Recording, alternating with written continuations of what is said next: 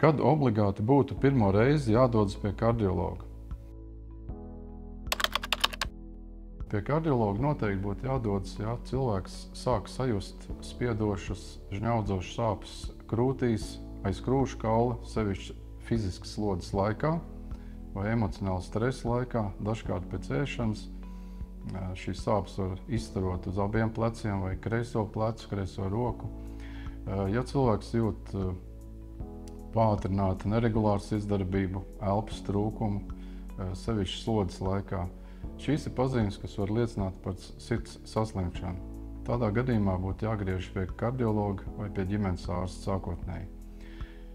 Noteikti arī pacientiem, kas varbūt nejūtās slikti, bet kuriem ir tā saucamie sirds slimību riska faktori, kā paaugstināts asinsspiediens, cukura diabēts, smēķēšana, liekais svars, mazkustīgs dzīvesveids, arī iedzimtība ģimenē.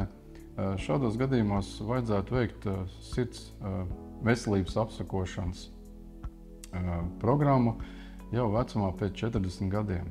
Parasti šo skrīninga izmeklēšanu veids ģimenes ārsts, bet noteiktos gadījumos arī nosūta tālāk pie kardiologa.